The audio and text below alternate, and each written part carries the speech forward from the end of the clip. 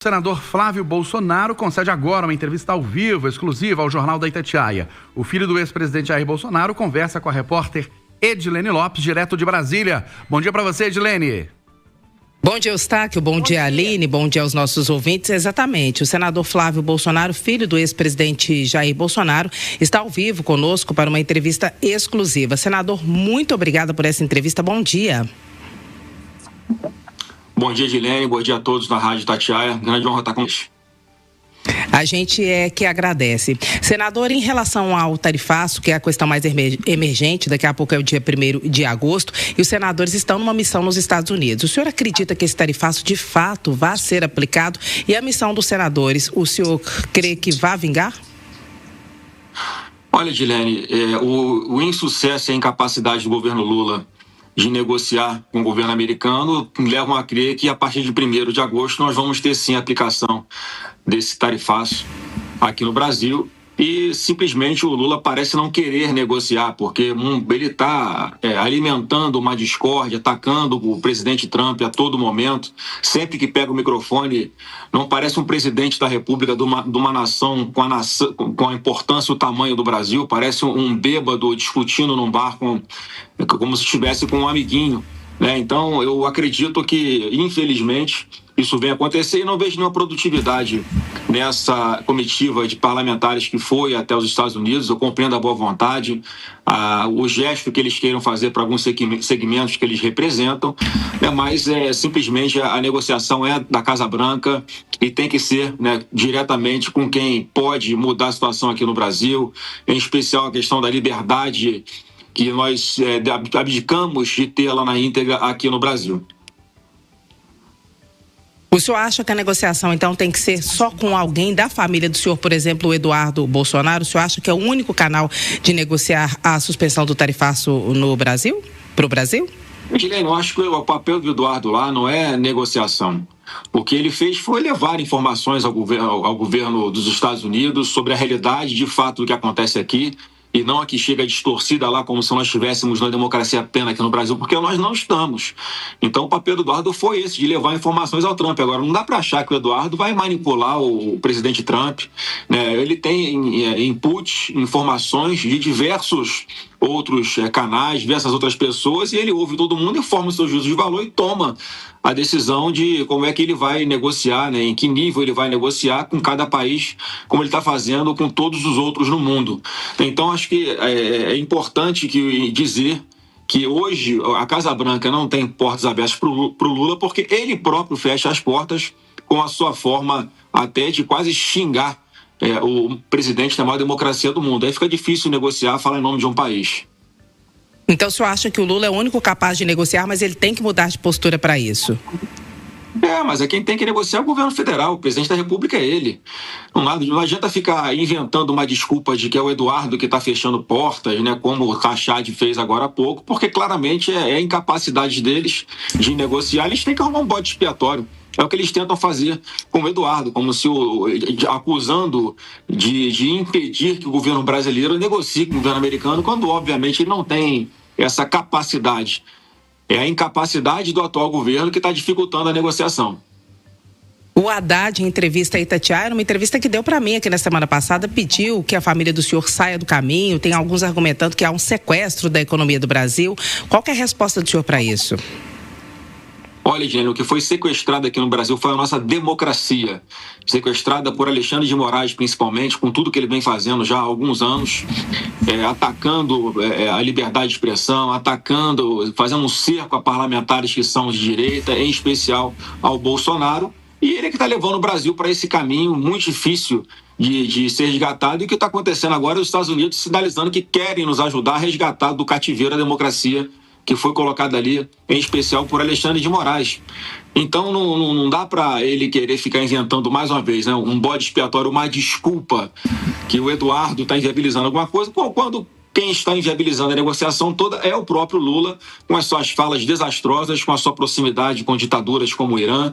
Como é que o presidente da República tem porta fechada na maior democracia do mundo, que é os Estados Unidos, e, no entanto, é um convidado de honra para a posse do ditador do Irã, quando ele mandou o seu vice, Geraldo Alckmin, para prestigiar àquela ditadura. Então a gente vê que a política externa do Lula está completamente equivocada, é uma coisa trágica, e os brasileiros é que estão pagando o preço por isso.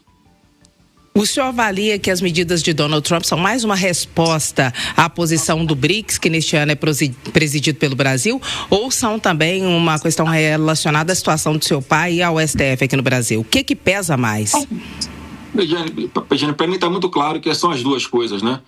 Se o Trump não tivesse uma empatia com o presidente Bolsonaro, já que ambos aí foram presidentes durante uma pandemia, ambos sofreram um processo de perseguição por parte da máquina pública dos seus respectivos países, e os dois sofreram um atentado às suas vidas. O meu pai com uma facada aí em Juiz de Fora, em Minas Gerais, e o presidente Trump lá com um tiro de raspão na orelha nos Estados Unidos. Então, óbvio que ele se coloca no lugar do presidente Bolsonaro, ele sente a dor que eu acho que o presidente Bolsonaro está sentindo aqui agora.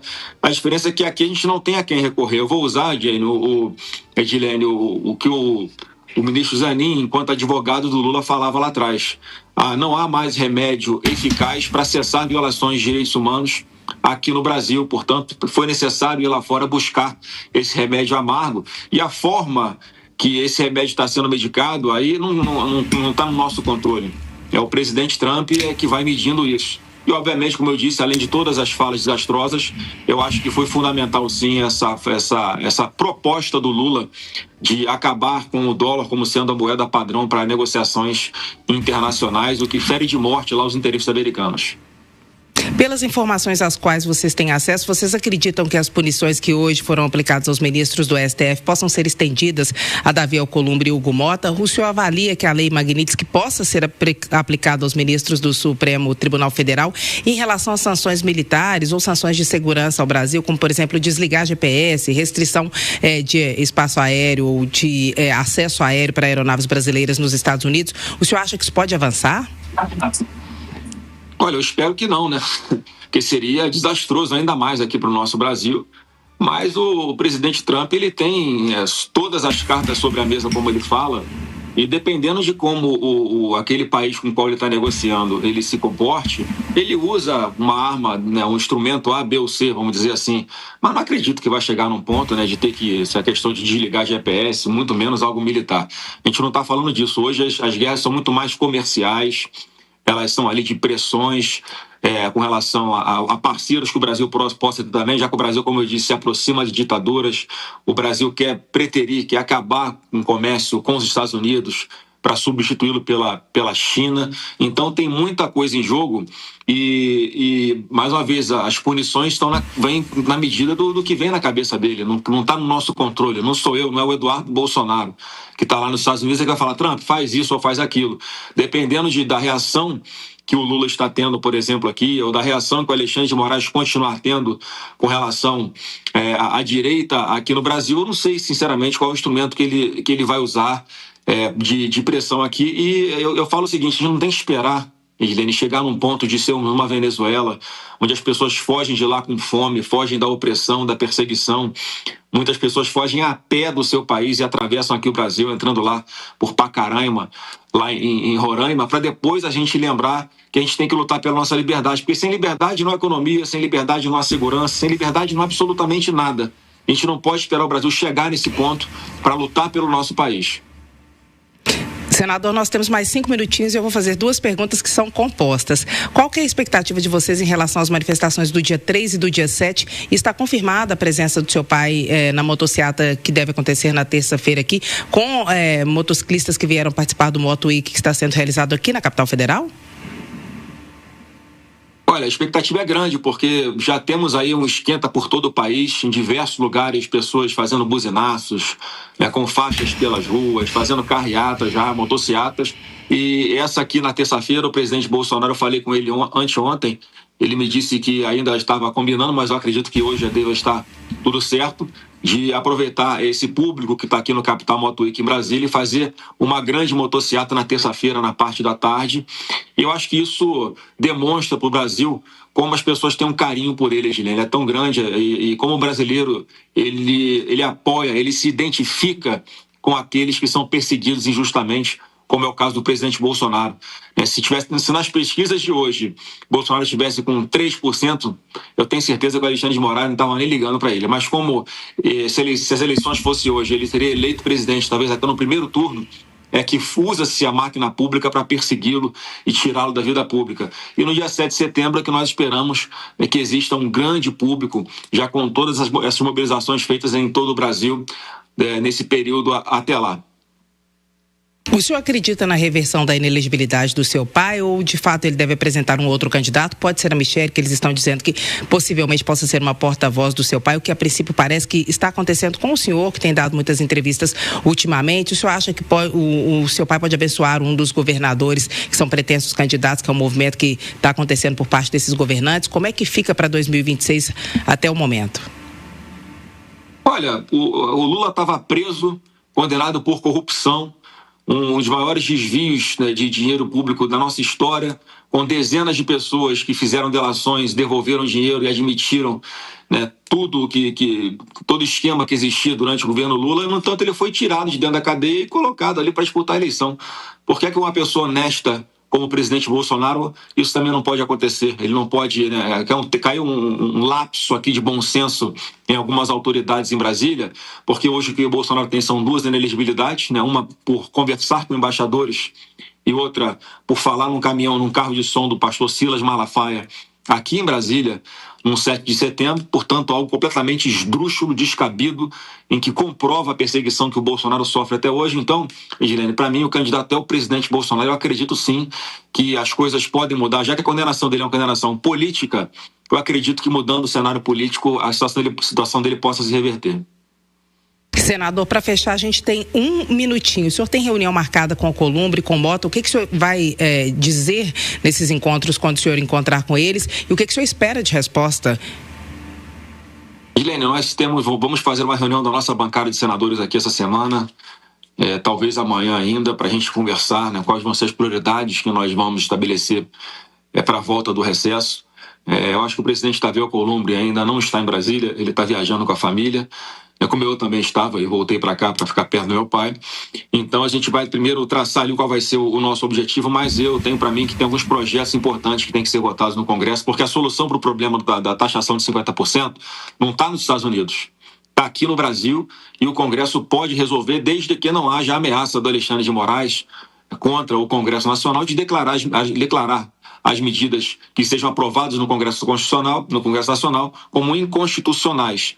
Essa é a normalidade que nós vivemos hoje, que eu não vou admitir jamais continuar normalizando todos os absurdos e atrocidades que o ministro Alexandre de Moraes vem estabelecendo ao longo dos últimos tempos. Então vamos conversar com o presidente Davi Alcolumbre, porque ele é uma peça-chave na resolução de todo esse problema, e eu confio que ele é uma pessoa ponderada, de bom senso, e que precisa, em algum momento, olhar aqui para a sua responsabilidade como presidente do Congresso Nacional e não cometer os erros que cometeu o Rodrigo Pacheco enquanto estava sentado na cadeira aí de presidente do Congresso Nacional, que parece que dava uma espécie de seguro para o Alexandre de Moraes fazer o que faz, com a certeza de que jamais sofreria um processo de impeachment no Senado Federal. Eu tenho certeza que isso encorajou demais o Alexandre de Moraes a chegar até esse ponto de destruir a nossa democracia, como ele fez, atacando os seus pilares, atacando a liberdade de expressão, devido ao processo legal, a ampla defesa, usando a máquina pública para perseguir adversários políticos, colocando na cadeia gente inocente, condenando apenas absurdas,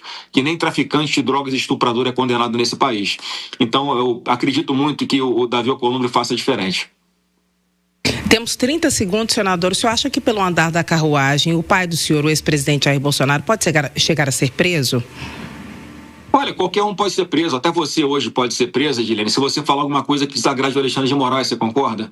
Porque hoje ele faz o que ele quer. Ele tem mais de 40 pedidos de impeachment no Senado Federal, e os descumprimentos da Lei 1079, que é a lei de impeachment, são muito claros. Em especial, quando ele não se declara suspeito de julgar determinado caso, sabendo-se que ele é suspeito para isso. Isso é uma causa de impeachment de ministro do Supremo muito objetiva, prevista na Lei 1079. E a última que ele fez foi essa, de abrir um processo contra Eduardo Bolsonaro e o Jair Bolsonaro, onde ele acusa o Eduardo de estar nos Estados Unidos buscando sanções contra ele, Alexandre de Moraes. Quer dizer, como é que uma pessoa como essa pode presidir um inquérito onde ele supostamente é uma vítima? Então está tudo errado no país, é por essa liberdade que nós estamos lutando aqui no Brasil e, se Deus quiser, vamos ter vitória.